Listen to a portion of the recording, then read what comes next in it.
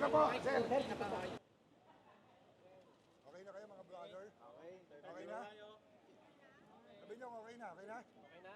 Kung nilalaman ng counter affidavit mo, Kasi mahirap muna pag-usapan yung tungkol sa mga laman ng depensa namin dahil na-file na natin. So magiging sub judice na ito. No? Ang masasabi ko lang ay sasagutin namin ng tama ang lahat ng mga dinimanda sa akin. At papunta nga rito, sabay yung demanda.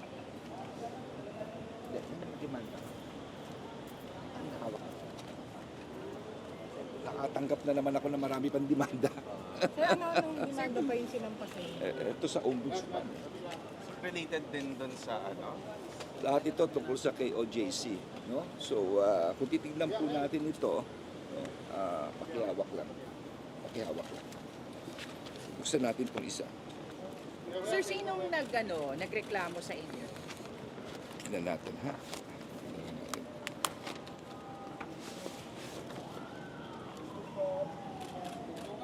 Si dating Pangulong Rodrigo Duterte. Yes, ombudsman. Ombudsman naman, sir. Tapos ito rin, ibang kaso rin to. Pangulong Duterte rin. Sir, may wilaw, ano yung mga kaso sa ombudsman? Hindi ko pa nababase. Kaka-receive na tayo. Naka-receive ko na ngayon. At etong makapal na to.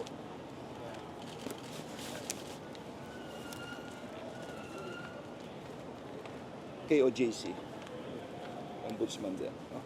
Amin. Sir, what do you make of this? Na bukod pa nga po dito sa mga reklamong iniharap sa inyo dito sa Department of Justice, meron pa pong mga reklamo with the Ombudsman. Alam mo, isipin na lang natin kung hindi namin ginawa yung dapat naming gawin. Hanggang ngayon, si Duterte, kung hindi namin ginawa ang dapat naming gawin, hanggang ngayon si Pastor Kibuloy ay hindi pa naaaresto. Part ito eh. So, kung ano man demanda nila, karapatan nila yan. Sige lang, magdemanda sila. Pero of course, nakita nyo naman, ako'y private citizen na ngayon. Wala na ho ako sa gobyerno. I have to pay for all the legal fees sa ating mga abogado. Pero that's part of the job. No? Tinanggap natin yung posisyon. So, eto, alam ko naman mangyayari ito eh, na talaga magdidemanda at magdidemanda. Sir, during the time of the service of warrant, lahat naman po legal, lahat po sinunod ang protocol? Well, yes. Makita naman natin na talaga namang on TV lahat, very transparent ang ginawa nila Chief Marbil, nila General Torre, no, nandun. At isang mensahe maibibigay ko sa lahat. No. Ang importante rito ay nahuli natin si Pastor Kibuloy. Napaka-importante po nun. No. Kasi kung tayo'y napapressure, tayo'y natakot, tatakot ka sa demanda, walang mangyayari. Importante rito, prinsipyo, nanaigang prinsipyo rito. Yun ang importante rito. Okay. Sir, you stand by your position na talagang walang naging mali nung nanghuli po natin si Pastor? Wala kaming, I stand by nangyari, tama ang ginawa ng kapulisyahan. No? Ako'y nagpapasalamat sa ating mahal na Pangulo sa tiwalang binigay niya, sa kanyang guidance, and of course, nakita naman natin at nahuli siya. No? Ito rin lang sa mga nakikinig ngayon, what if hindi tayo nagpunta sa KOJC? What if talagang umalis na lang tayo roon, kamukha nung unang raid, yung ganung pressure? Hanggang ngayon, nandiyan pa rin si Pastor Kibuloy. Hindi ba Huwag kayong matakot. Huwag kayong matakot. Basta alam mong tama ginagawa mo, huwag kayong matakot. Hindi ba ito makaka-apekto sa kandidatura nyo? Partikular na nagsampa sa inyo ng kaso ay malaking tao. Alam nyo,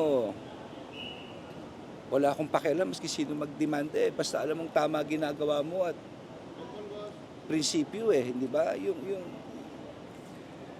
Yung mali ay mali at yung tama ay tama. Otherwise, kung puro politika ang gagawin natin, para lang sa politika, walang mangyayari sa atin. Walang mangyayari sa atin. Okay. Sir, you were DILG Secretary. Ongoing now, sir, is yung investigation on the EJ case, particularly nung giyera kontra droga ng nakarang administrasyon. Nung panahon niyo po ba, may nakikita na kayo noon? May mga gusto na kayong imbestigahan? At nasimulan niyo na po ba yung investigasyon noon pa? Well, eto lang masasabi ko. Nung pumasok tayo bilang DILG, ang una kong sinabi sa pulis, walang papatay, sagrado ang buhay ng tao. Maski sa ang interview, makikita nyo yan. No? Unless, of course, it is a lawful self-defense. No? Given yan. Ang drug war na ginawa natin is in accordance with the oath that we have undertaken as public officials on the basis of the Constitution. Malinaw po iyan. No? Kaya naman, di ba, nakita nyo, even nung pagkaupo ko, may nahuli tayong 1 toneladang droga sa Tondo.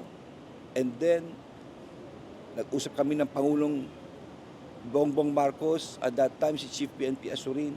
Ano nangyari? I announced the call for the resignation of all generals and colonels. Remember that?